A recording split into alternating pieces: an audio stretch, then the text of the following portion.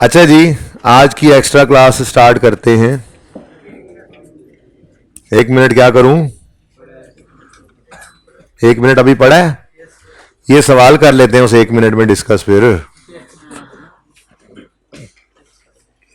Term test का question 1 आपकी recent attempt में आया था आईकैप की। मुफ्त के 8 नंबर हैं, चेक करते हैं। सवाल खामोश है तो मेथड कौन सा? दोस्त लिमिटेड नाम बदल दिया था मैंने बस। Statement of cash flows, year and बता दो। हाँ, ये 31 दिसंबर 2021 भी बताओ ना। ओके जी। ऑपरेटिंग एक्टिविटीज,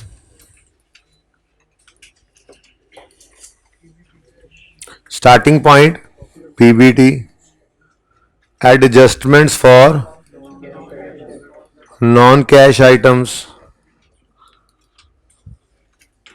फिर adjustments for working capital items, फिर less interest paid, tax paid. Interest तो मुझे नजर नहीं आ रहा, टैक्स पेड और डिविडेंड पेड में लिख लेता हूं। इंटरेस्ट पेड आया तो थोड़ी सी जगह ऊपर पड़ी है, वहां लिख लूंगा। यहां से आ जाएगा हमारे पास cash flow from operating activities. फिर जी इन्वेस्टिंग एक्टिविटीज, 2-3 लाइनें इसके लिए, और cash flow from investing activities आ जाएगा। फिर फाइनेंसिंग एक्टिविटीज, 2-3 लाइनें खाली, cash flow from financing activities आ जाएगा। फिर इन तीनों का टोटल नेट कैश फ्लोज आ जाएंगे, ऐड कर देंगे। Opening cash and cash equivalent वो एक ही है, वर्किंग नहीं कर रहा मैं, तो हम पहुंच जाएंगे ठीक है जी। ये कैश फ्लो का सवाल था आपका। शुरू करें जी। अच्छा, तरतीब क्या है जी हमारी? हम ओपनिंग क्लोजिंग मौजूद हों जिनके, उनके लेजर्स ओपन कर लेते हैं, सिवाय वर्किंग वन वाले आइटम और वर्किंग कैपिटल आइटम्स के। ठीक है, तो share capital, retained earning, revenue surplus और पीपीई, बस ये 4 ही लेजर्स बनने थे। छोटा सा सवाल था। पीपीई, पीपीई बुक वैल्यू पर ही है, ओपनिंग बता देंगे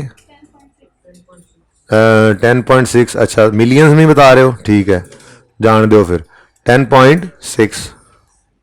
क्लोजिंग 18.7। उसके बाद अच्छा, पीपी पहले लिख दिया मैंने, हालांकि दूसरी साइड पे चलना था। चलो बहरहाल, कैपिटल, शेयर कैपिटल है, शेयर कैपिटल ओपनिंग 10, क्लोजिंग 11। फिर जी रिटेन्ड अर्निंग्स हैं,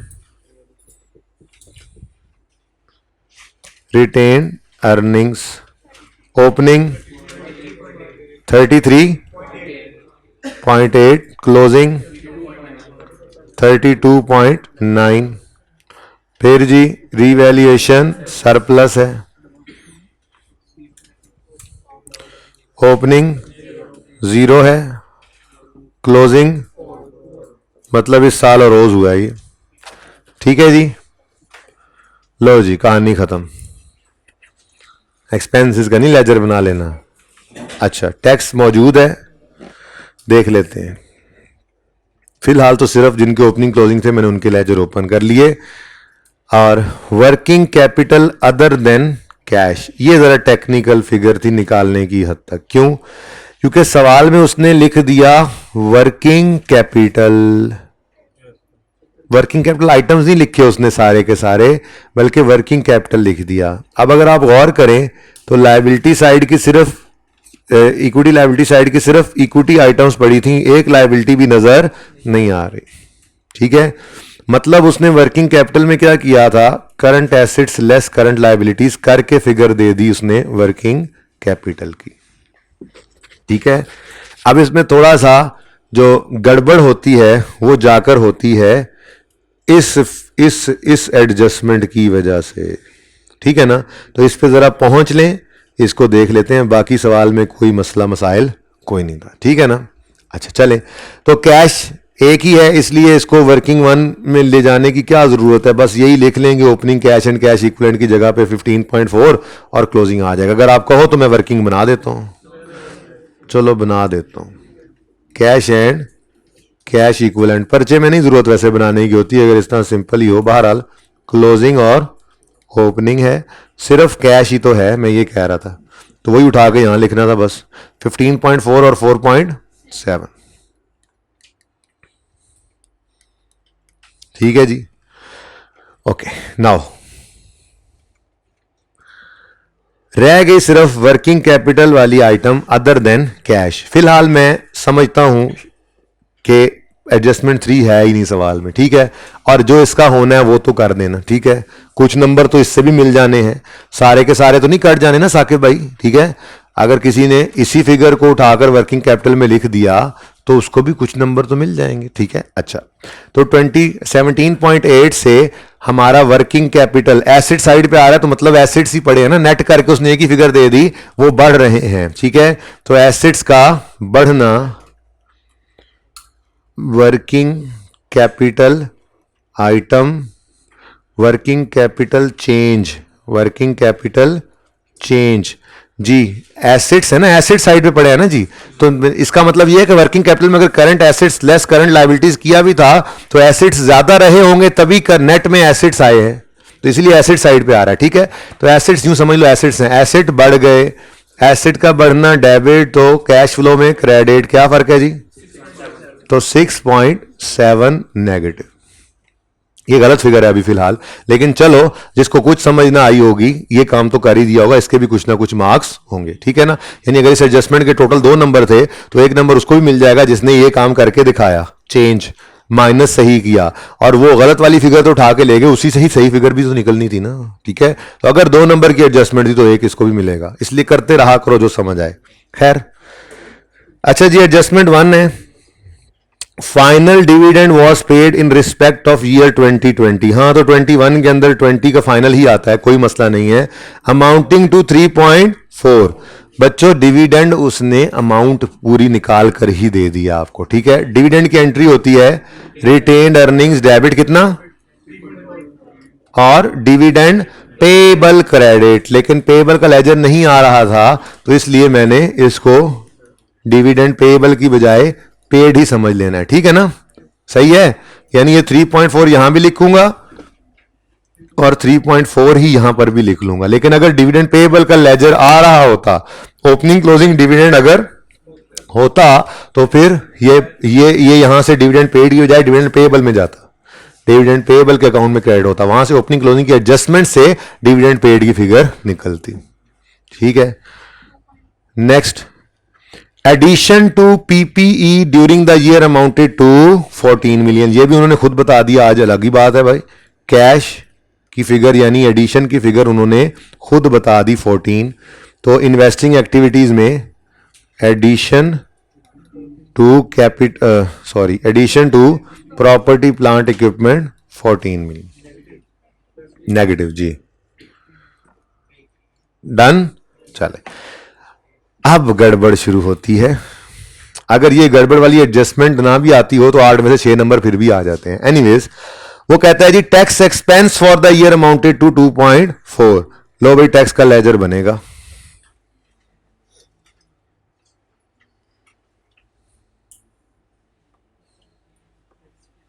ठहरो,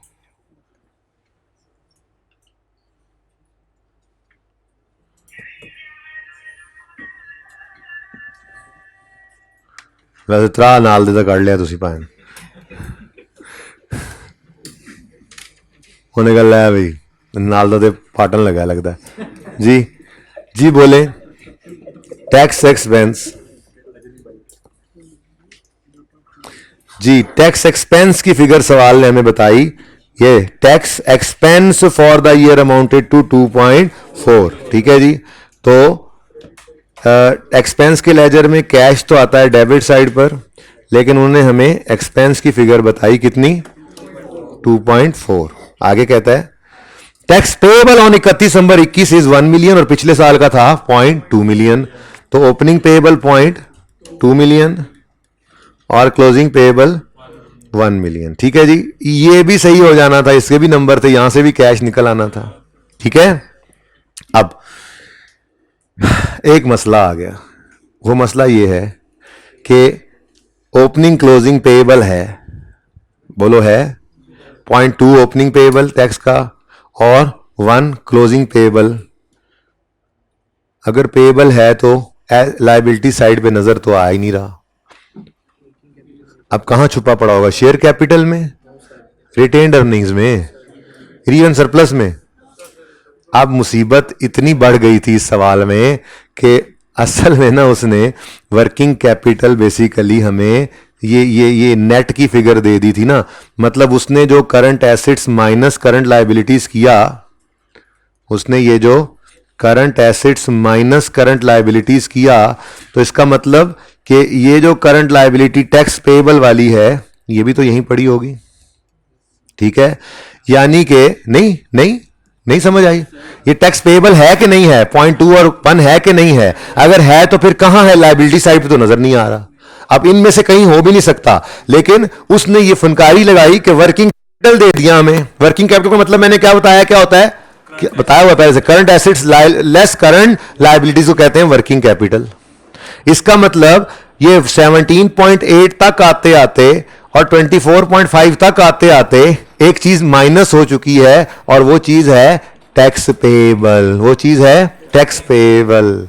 अब जिंदगी में भी इस तरह से एडजस्टमेंट नहीं की थी, इसलिए अनसीन का एलिमेंट रखता हूं कि हमने 4-5 सवालों में एडजस्टमेंट की। जो फिगर पड़ी होती है उसमें कोई चीज गलत इंक्लूडेड होती है तो माइनस करके उसको निकालते हैं, लेकिन ये पहली दफा ऐसा हुआ कि इसके अंदर से एक चीज माइनस हो चुकी है निकलते निकलते, अगर उसको रिवर्स करना है, उसका इंपैक्ट निकालना है तो उसको एड बैक करना था। तो इसलिए दिमाग को मैं कहता हूं चलाया करो, अनसीन का दिमाग के अंदर बहरहाल चलते रहना चाहिए। बहरहाल 8 में से 6 नंबर फिर भी मिल जाने थे अगर किसी से ये बात पकड़ में ना आई हो। मैं तो ये कह रहा हूं वर्किंग कैपिटल गिवन है ना क्वेश्चन में, गिवन क्लोजिंग भी और ओपनिंग भी, जरा बताएंगे मुझे ये working capital other than cash 17.8 और 24.5, 17.8 और 24.5 इसके अंदर से माइनस हो चुका है टैक्स पेएबल, हो चुका है क्योंकि उसने वर्किंग कैपिटल दिया है। Working capital current assets minus current liabilities हैं, तो करंट लायबिलिटी उस फिगर तक आते आते टैक्स पेएबल इसमें से माइनस हो चुका हुआ है, माइनस हो चुका हुआ है। अब मैंने इसका लेजर बनाना था तो ये तो लेजर में ले आया। अब ये यहां पर इसका इंपैक्ट पड़ा होना सही नहीं है, तो फिर इसको क्या कर दें। वो अलग बात होती थी कि वो पेएबल्स में ये पेएबल छुपा पड़ा होता था तो हम माइनस करके निकालते थे। आज क्या हुआ है, आज उसने नेट करके फिगर एसेट्स की दी हुई है, इसमें से ये 0.2 ओपनिंग में से और 1 क्लोजिंग में से माइनस हो चुका है। अगर मैंने इसको रिवर्स करना है, यानी कि इसको इस फिगर से इसका असर निकालना और लेजर बनाना है, तो मुझे क्या करना पड़ेगा, एड बैक करना पड़ेगा बच्चों। तो ये जिंदगी में पहली बार, ना इससे पहले कभी आई है एडजस्टमेंट, ना अब उम्मीद है इसके बाद आएगी 1-2 अटेम्प्ट्स में। बहरहाल इसमें तो आ गई, रिसेंट अटेम्प्ट है। ठीक है, तो add tax payable, add tax payable 0.2 और 1। ये बच्चों ने नेगेटिव कर दिया हो, शायद किसी ने नेगेटिव किया हो, हाथ खड़ा करें। नेगेटिव किसी ने किया ही नहीं, बहुत अच्छा किया। ऐसी एडजस्टमेंट को करना ही नहीं चाहिए। 8 में से 6 नंबर थोड़े हैं, बोलो थोड़े हैं, नहीं है थोड़े। टैक्स का लेजर सब नहीं बना लिया होना, उसमें टैक्स भी निकल आया होना, ठीक है। फिर रिटेन अर्निंग से प्रॉफिट भी उसका सही निकला होना है। फिर उसने टैक्स को, प्रॉफिट आफ्टर टैक्स को ऐड बैक करके टैक्स से पीबीटी भी निकाला होना है। फिर उसने वो सारा कुछ तो सही किया होना है, सिर्फ एक ही फिगर गलत निकली होनी है, और वो ये 6.7 उन्होंने लिख दिया होना है। ये 6.7 लिखने का भी उनको 2 अगर नंबर थे तो 1 उनको भी मिल गया होना है। तो इसलिए ज्यादा परेशानी की जरूरत नहीं होती कोई एडजस्टमेंट। बैलेंस हो ही जानी थी भाई। ओके, देखो ना, आपने एक चीज यहां पे लिख ली और यहां से दोनों साइड से एक चीज नहीं निकाली ना, ओपनिंग क्लोजिंग से निकाल लो तब भी फर्क नहीं पड़ता, तो कोई मसला नहीं, बैलेंस भी हो जाया करती है। इसीलिए कहा था बैलेंस पे भी खुश नहीं होना, ठीक है। बस जो हो गया शुक्र करो, नहीं हुआ तब भी आगे चलो, हो गया तब भी आगे चलो। बताओ जी 18 और ये 25.5, तो ये है असल 18 से 25.5 पे जाना। और ये मैं इसको काट के यहां पे लिखता हूं ताकि आपको याद रहे, ये नई फिगर आनी थी बल्कि 7.5 की फिगर होनी, नेगेटिव ही है, ओपनिंग से क्लोजिंग पर कमी हो रही है एसिड की, ठीक है। ओके जी, तो इसके लिए आप अब थोड़ा रेफरेंस दे दें, वर्किंग नंबर, अच्छा नंबर ही नहीं लगाए, ये 1 है, 2 है, 3 है, 4 है, 5 है, 6 है और ये 7 है, ठीक है। 7 को क्या हो गया 7, ठीक है जी। तो ये वर्किंग नंबर 7, तो बस एक ही एडजस्टमेंट थी इसमें जो समय, तो भाई ये बरकत के लिए ना हर सवाल में ऐसी एक आधी एडजस्टमेंट लाजमी हुआ करती है, उससे परेशान नहीं होना कि सारा सवाल सही हुआ, बस ये होना चाहिए, ठीक है। 8 में से तकरीबन 6 से 7 नंबर हर बच्चा यहां से ले सकता था, ठीक है। ले भाई बैलेंसिंग शुरू करते हैं, पीपीई के लेजर में बाद में आते हैं, यहां से शुरू करते हैं, यहां से कैश, ब्लू कलर से करते हैं ना बैलेंसिंग, हम तकरीबन ब्लू ही है जी। कैश फिरोजी है 1.6, फिर हम क्या करते हैं जी, ये चला जाएगा टैक्स पेड की फिगर कितनी, किधर है ये 1.6, वर्किंग नंबर 6, ठीक है जी। उसके बाद ये 0.7 भी हो गया, 0.6 भी हो गया, रीवैल्यूएशन सरप्लस में आया तो यहां पे आपको नजर आ रहा है 4 इधर आ रहा है, तो मतलब ये अरोज ड्यूरिंग द ईयर ही होगा, जिसकी एंट्री पड़ी होगी पीपीई डेबिट, आप कहेंगे जी वो कलर ब्लू नहीं ना हो तो हमें जरा याद नहीं रहता जी, ये तकरीबन ब्लू ही है। अच्छा, तो ये जो बैलेंसिंग फिगर आई है, ये बैलेंसिंग फिगर पीपीई के लेजर में आपने लेकर जानी थी, तो PPE debit revaluation surplus credit working number 4, कितना जी, ठीक है। लें जी, ये लेजर भी बैलेंस हो गया, ये भी बैलेंस हो गया, रिटेन्ड अर्निंग्स भी हो जाएगा, शेयर कैपिटल भी मेरे ख्याल में अब पीपीई को कर लेते हैं। बैलेंसिंग फिगर इधर आ रही है और तो कुछ नहीं हो सकता, डिस्पोजल तो है नहीं, तो फिर बैलेंसिंग डेप्रिसिएशन आ गई, ये 9.9, ओहो फिर मैं भूल गया, ये क्या है बैलेंसिंग फिगर है, ठीक है। तो बैलेंसिंग फिगर 9.9 है। अच्छा, ये 9.9 आपकी नॉन कैश एडजस्टमेंट है, प्रॉफिट तक आते आते ये फिगर माइनस हो चुकी होगी, तो ऐड कर देंगे डेप्रिसिएशन, निकाली है आपने वर्किंग 1 में और फिगर है ये 9.9, यही है।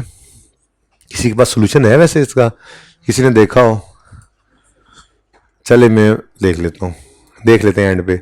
अच्छा, नेक्स्ट है शेयर कैपिटल का लेजर, ये हो गया बैलेंस। शेयर कैपिटल के लेजर में कैश बैलेंसिंग निकल रहा है 1 रुपया, ठीक है। ये 1 रुपया से ये फ्रेश कैपिटल के नाम से वर्किंग नंबर 2 से आ गया, +1, ठीक है। कितना आसान सवाल था ना। फिर रिटेन, हाँ बिल्कुल इजी था। रिटेन्ड अर्निंग्स बैलेंस हो रहा है, हाँ 2.5 बच्चे कह रहे हैं आ रहा है, तो ये प्रॉफिट आफ्टर टैक्स ही होगा, ठीक है। तो ये प्रॉफिट आफ्टर टैक्स आपकी कैश फ्लो का स्टार्टिंग पॉइंट बनेगा, ये है प्रॉफिट आफ्टर टैक्स, ठीक है। पीबीटी हमें चाहिए होता है, उसमें से लेस होता है टैक्स एक्सपेंस, तो आता है प्रॉफिट आफ्टर टैक्स। ये प्रॉफिट आफ्टर टैक्स आपको वर्किंग 3 से मिला 2.5, टैक्स एक्सपेंस आपका 2.4 सवाल में गिवन था, ठीक है। वर्किंग 6 नहीं, ये गिवन था। अब रिवर्स ऑर्डर है तो 2.5 तक आते आते 2.4 माइनस हुआ था, वापस जाते हुए ऐड बैक करोगे तो बैलेंसिंग फिगर 4.9, ठीक है। ये अब वर्किंग नंबर वैसे डायरेक्ट भी कर सकते थे आप, बहरहाल चलो वर्किंग नंबर अब 8 कर लो इसको, वर्किंग 8 4.9 4.9 वर्किंग 8, ठीक हो गया जी। जी देखिएगा, ठीक है जी बेटा, टैक्स पेड ऐड ही किया है बेटा।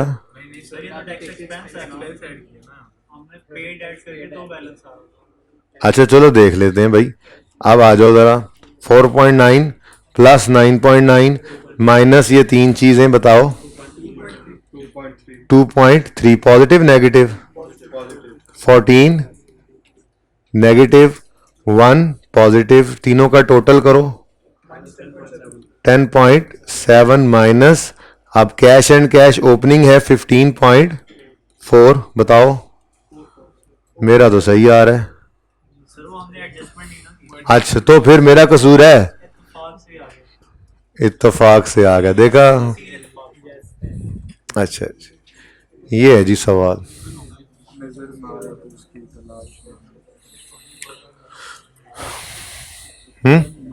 मुकम्मल ही है। अच्छा सॉरी यार, अब ठीक है, ये तो बहुत चुनना हो गया होगा।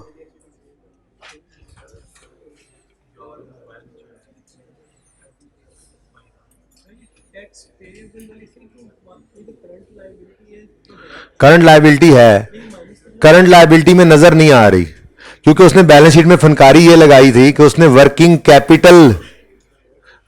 कैपिटल यानी नेट एसेट्स दे दिए थे। वर्किंग कैपिटल का मतलब क्या होता है, नेट एसेट्स, यानी उसने during the year current assets और करंट लायबिलिटीज को नेट किया, नेट में पॉजिटिव आ गया मतलब एसेट आ गया, तो उसने एसेट साइड पे वो नेट वाली फिगर लिखी हुई है, मसला ये है, ठीक है। अब जब आपने उसमें से इंटरेस्ट एक्सपेंस को मतलब निकालना है तो एक फिगर में से वो पहले माइनस हो चुकी हुई चीज है, अगर उसका असर निकालना है तो उसको ऐड बैक करके ही निकालोगे ना। असल में ये फनकारी थी, मसला ये है, ठीक है। उसने ना बेसिकली नेट एसेट्स दिए हुए हैं, ठीक है, तस्वीर कशी हो गई है तो मैं जरा सवाल पे आऊं।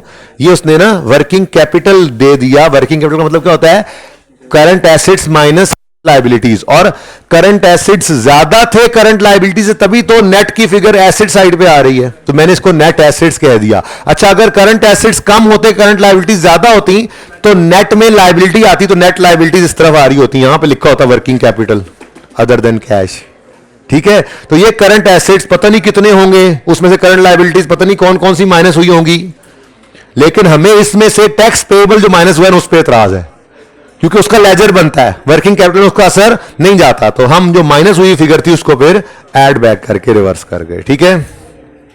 कोशिश की मैंने समझाने की, अब नहीं आए, वैसे भी लेजर ही बनाते हैं, फिर आगे ये करते हैं कैश निकालते हैं। हाँ ये हो सकता है कि सुनो, नॉर्मली क्या होता था, उसने यूं लिखा होता था कि ये टैक्स पेएबल है, हम कहते थे कहां नजर नहीं आता था, तो लायबिलिटीज के अंदर वो हम कहते थे अच्छा ये अक्रूवल्स में पड़ा होगा, अदर पेएबल्स में पड़ा होगा। आज उसने आगे इससे आगे भी बात कर दी, उसने नेट एसेट्स दे दिए थे, मुसीबत ये थी, यानी उसने करंट एसेट्स और करंट लायबिलिटीज को माइनस करके नेट वाली फिगर दी हुई थी जी, उसी में ही है। करंट ये शेयर कैपिटल में नहीं हो सकता, जब एसेट्स को लायबिलिटीज से नेट किया, करंट एसेट्स को करंट लायबिलिटीज से नेट किया तो वर्किंग कैपिटल आया ना, तो फिर ये करंट लायबिलिटी ही तो है टैक्स पेएबल, तो ये करंट एसेट्स में से नेट हो गई है, यानी इस फिगर तक आते आते ये पॉइंट कितना था, 2.2 था, 0.2 और 1 इनमें से माइनस हो चुका होगा, ठीक है जी। फिर हमें क्लास प्लस करना पड़ा।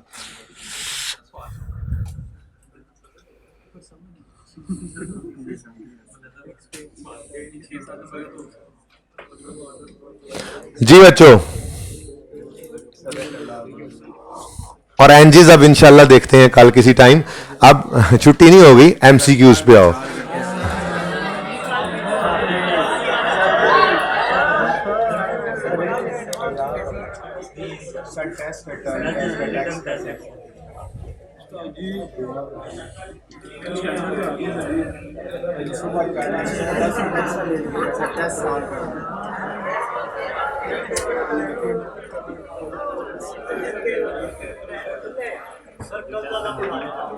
ये पेंडिंग किया था, मेरे इस दोस्त का सवाल था।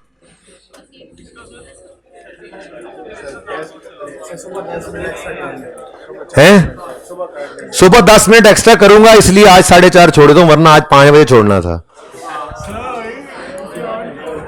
अच्छा चले, मुकदी मुकाओ ना ताडे, ना मेरा पौना घंटा ना ताड़ा हुने 20 मिनट कर लो, 4:30 छुट्टी दे दूंगा।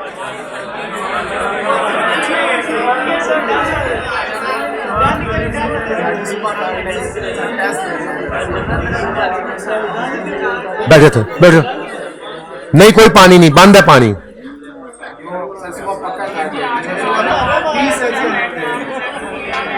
ये सारा टाइम ऐड हो रहा है जो मैंने पढ़ाना है उसके अंदर, क्योंकि जो मैंने पढ़ाना है सोचा है वो मैंने पढ़ाना है।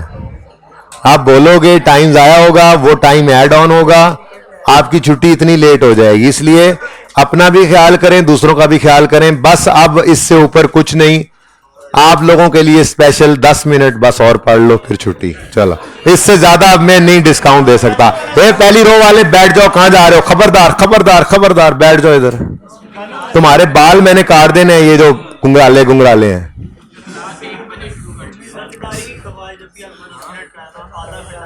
तारीख गवाह है कि मैं इंशाल्लाह 10 मिनट में कोशिश करूंगा छोड़ दूं, ठीक है। अच्छा सुनो,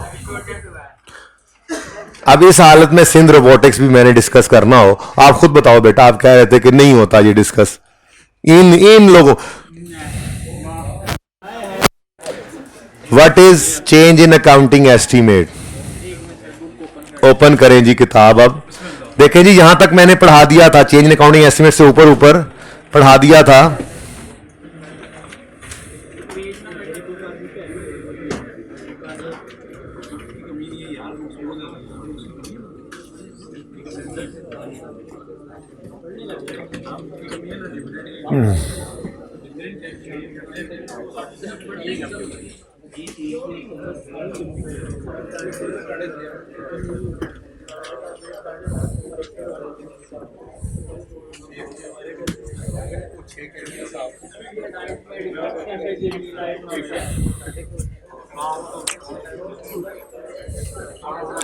अच्छा जी,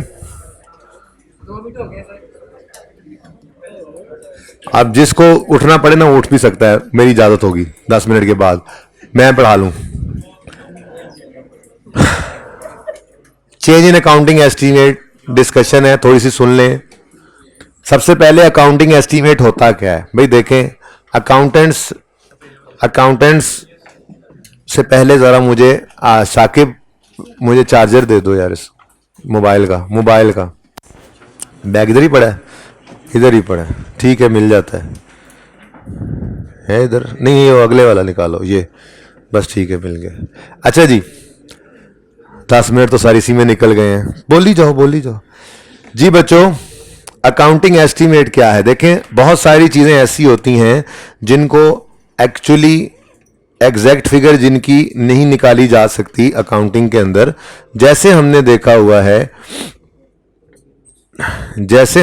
हुआ है डेप्रिसिएशन के लिए लाइफ एस्टीमेट की, ठीक है, या रेट का अंदाजा लगाया कि हम मिसाल के तौर पे रेट इतना लगाएंगे, या मेथड का, या रेजिडुअल वैल्यू का।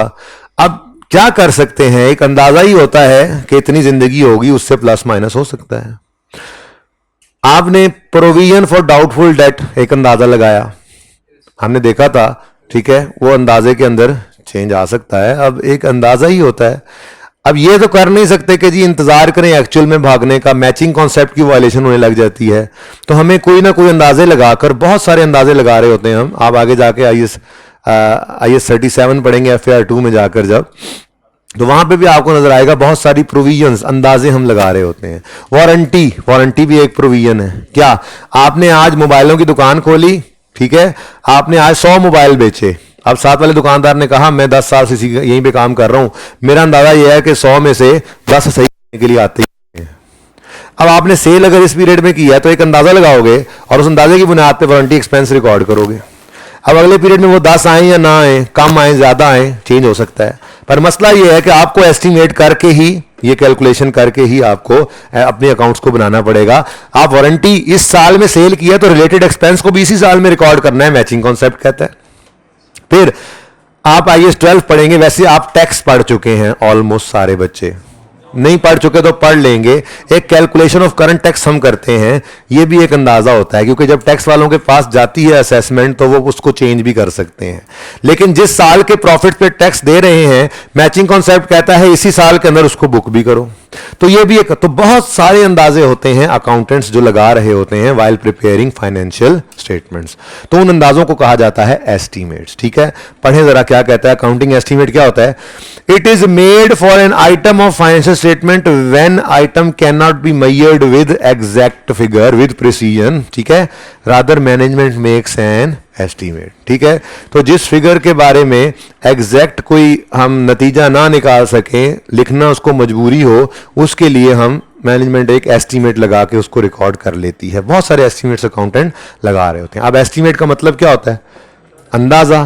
तो अंदाजे के अंदर तो भाई चेंज आ सकती है। ठीक है, तो चेंज क्या होती है एस्टीमेट की, आगे उसने ये डिफाइन किया। चेंज इन अकाउंटिंग एस्टीमेट के बारे में कहता है it is an adjustment of carrying amount of an asset, for example debtors की प्रोविजन, फॉर एग्जाम्पल डेटर की प्रोविजन, ऐसे ही है ना। अब प्रोविजन क्या है, एक अंदाजा है। ठीक है, अगर एडजस्टमेंट करें अंदाजे में, प्रोविजन में, तो वो कैरिंग अमाउंट ऑफ एसेट को हिला देगा। और बोलो कि नहीं, प्रोविजन बदल जाए तो बैलेंस शीट में तो नेट डेटर्स जाते हैं ना, तो प्रोविजन बदली तो डेटर्स बदल गए। तो क्या कह रहे हैं वो चेंज इन एस्टीमेट क्या है, it is an adjustment of carrying amount of asset, debtor की कैरिंग अमाउंट की एडजस्टमेंट। मैंने मिसाल के तौर पे कहा प्रोविजन, या कैरिंग अमाउंट ऑफ लायबिलिटी, मिसाल के तौर पे वारंटी प्रोविजन। तो वारंटी की प्रोविजन, वारंटी एक लायबिलिटी बन जाती है ना किताबों में। ठीक है, तो वारंटी पेबल, चलो वारंटी लिख लो बस। ठीक है, बाकी तो फिर बहुत ही टेक्निकल हो जाएगा। वारंटी की प्रोविजन, ठीक है जी, ये भी एक अंदाजा होता है। वारंटी एक अंदाजा होता है, तो एंट्री रिकॉर्ड करते हो तो expense debit warranty payable credit कर लेते हो आप। फिर जब एक्चुअल में लोग आते हैं तो एंट्री करते हो payable debit cash credit, payable debit cash credit. ठीक है ना, तो ये जो अल्फाज लिखे हुए हैं ये क्या है जी, कहता है जी चेंज इन अकाउंटिंग एस्टीमेट क्या है, it is an adjustment of the carrying amount of asset और लायबिलिटी। ठीक है, और amount of periodic consumption of an asset. Periodic consumption of asset क्या है जी, रेजिडुअल वैल्यू। ये क्या, adjustment of periodic consumption of asset, मतलब residual value of asset change हो जाए, residual value of asset change हो जाए, मेथड ऑफ डेप्रिसिएशन चेंज हो जाए। इस लाइन को तो बीच में से मिटाओ ना, वारंटी जी, मेथड ऑफ डेप्रिसिएशन चेंज हो जाए, लाइफ चेंज हो जाए। जी जी, लेकिन मैं तो एग्जांपल्स लूंगा। ठीक है जी, तो एटसेट्रा, ये है जी डेफिनेशन, जिसकी वजह से वो एमसीक्यू में भी मेरे दोस्त को मसला आ रहा था। ठीक है, तो चेंज इन एस्टीमेट क्या है, वो कहता है जी it is an adjustment of carrying amount of asset और लायबिलिटी। क्या मतलब कि जी एडजस्टमेंट कर लो प्रोविजन फॉर डाउटफुल डेट मिसाल के तौर पे, या प्रोविजन फॉर वारंटी में, तो ये चेंज इन एस्टीमेट है। या एडजस्टमेंट है in the amount of periodic consumption of asset, मतलब भाई ने कहा depreciation. Periodic consumption of asset किसे कहते हैं जी, डेप्रिसिएशन को। उसमें क्या एडजस्टमेंट आ सकती है, लाइफ बदल जाए, रेजिडुअल वैल्यू बदल जाए, रेट बदल जाए, मेथड बदल जाए, तो ये क्या है, चेंज इन एस्टीमेट। ठीक है, तो adjustment of carrying amount of asset और लायबिलिटी, और adjustment of periodic consumption of asset that results from assessment of present status और एक्सपेक्टेड फ्यूचर बेनिफिट्स। ठीक है, इसको क्या कहते हैं जी, चेंज इन अकाउंटिंग एस्टीमेट। याद करने की जरूरत कतअन नहीं है, स्टैंडर्ड पास होंगे, वो रिप्रोडक्शन नहीं मांगेगा। पागल नहीं है कि आप स्टैंडर्ड खोल के डेफिनेशन लिख लें, लेकिन समझा होना तो जरूरी है। ठीक है, नेक्स्ट, ये जो नोट है ना भाई, नोट, इस नोट के साथ लिख लें ओनली फॉर थियोरेटिकल या एमसीक्यू पॉइंट ऑफ व्यू। ठीक है ना, न्यूमेरिकल सवालों पे खुदारा इसको ना लगा देना, पढ़ लेते हैं। ये आपके लिए प्रैक्टिकल लाइफ के लिए ये नोट है। स्टैंडर्ड ने लिखा है कभी कभी ना कभी कभी ऐसे दोराहे पे इंसान आके खड़ा हो जाता है कि सामने पड़ी हुई एडजस्टमेंट को क्लियरली डिस्टिंग्विश नहीं कर सकता कि ये चेंज इन एस्टीमेट है या चेंज इन पॉलिसी है। तो स्टैंडर्ड ने कहा हुआ है ऐसी सूरत में आप इसको चेंज इन एस्टीमेट अज्यूम कर लेना, यानी करंट और फ्यूचर को सही कर लेना। अगर नहीं समझ लग रही आपको कि ये पॉलिसी चेंज है या एस्टीमेट चेंज है तो क्या करना, एस्टीमेट चेंज समझ लेना, यानी आसान वाला काम कर लेना। पर आपने ये एस्टीमेट न्यूमेरिकल सवालों में आपको ऐसी चीज सामने आएगी नहीं, आपकी पर्चे के अंदर क्लियरली अकाउंटिंग पॉलिसी का चेंज दिखाएगा आपको, क्योंकि उसने अकाउंटिंग पॉलिसी की रिट्रोस्पेक्टिव एप्लीकेशन आपसे करवानी होगी, ठीक है ना। इसलिए मैं कह रहा हूं एमसीक्यूज के पॉइंट ऑफ व्यू से या प्रैक्टिकल लाइफ में जब जाओगे उसके पॉइंट ऑफ व्यू से आपको ये बताया जा रहा है कि अगर मुश्किल पेश आ रही हो फर्क करने में अकाउंटिंग एस्टीमेट है या पॉलिसी है तो अज्यूम कर लेना अकाउंटिंग पॉलिसी है, अकाउंटिंग एस्टीमेट है, ठीक है। अकाउंटिंग एस्टीमेट में चेंज है, पढ़ लो इसको भी। जी एग्जाम्पल नहीं है मेरे पास। ट्रीटमेंट ऑफ, मैंने कहा इसको पढ़ना ही सिर्फ एमसीक्यूज के पॉइंट ऑफ व्यू से इतना है, इसके ज्यादा याद भी नहीं रखना, तुम एग्जाम्पल मांग रहे हो ताकि तुम पर्चे के अंदर उसको अप्लाई करो, खबरदार जी। ट्रीटमेंट ऑफ चेंज इन, ताकि पर्चे में कोई मुश्किल आ जाए तो फौरी तौर पे अज्यूम करे ये चेंज इन एस्टीमेट है और कुछ भी ना करे, हैं कमाल है, ऐसे नहीं करना जी। Treatment of change in accounting estimate क्या होता है जी, करंट और फ्यूचर यानी प्रोस्पेक्टिव एप्लीकेशन, ठीक है। प्रोस्पेक्टिव एप्लीकेशन क्या होती है जी, applying new policy after the date at which policy is change, ठीक है, और recognizing the effect of change in accounting estimate in the current and future periods, बस प्रीवियस पीरियड्स को नहीं छेड़ना, ठीक है। एग्जांपल्स काफी सारी हैं, change in useful life of asset, change in allowance और irrecoverable receivable bad debt doubtful debts, ठीक है। इंक्रीज इन अलाउंस ऑफ, ये ना डिफरेंट आई कैप के एमसीक्यूज का ही आंसर है यहां पे लिखा हुआ, ठीक है ना। इंक्रीज हो गई प्रोविजन फ्रॉम 5% टू 10%, तो क्या है, change in estimate. Company decide to move from charging depreciation from straight line to reducing balance, change in estimate. Change the depreciation of plant from straight line to reducing, बार बार एक ही बात आ रही है, डिफरेंट एमसीक्यूज यहां पे लिखे हुए हैं, ठीक है। फिर change the useful life, change the useful life, change in estimate, adaptation method, change in estimate, remaining life change in estimate, सारी change in estimate, different जुमले लिखे हुए हैं different MCQs के हिसाब से, ठीक है। ये प्रायर पीरियड एरर वाला मैंने आपको रीड करवा दिया था सारा, अब रह गया है अदर एस्पेक्ट्स, इसको अभी भी आपने पेंडिंग रखना है, अपने पास रीड करने वाला रखना है, और अब MCQs के ऊपर आना है। अभी नहीं हुए, चलो 5 मिनट और दे दो।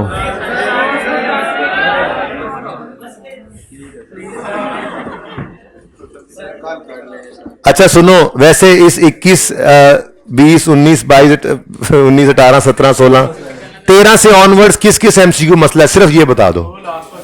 एक तो 13 में है, इसको पढ़ लो, उसके बाद किस में है, इसमें 21 में, 17 और 18 में। ओ अच्छा, इसमें मसला नहीं होना चाहिए, ये गलती है असल में ना, इसके अंदर सोल्यूशन के अंदर बल्कि क्वेश्चन के अंदर भी टैक्स नहीं होना चाहिए, क्योंकि टैक्स आप पे एप्लीकेबल नहीं है। IAS 12 जिसने पढ़ा हो, FAR 2 वाला बच्चा, उस पे एप्लीकेबल है।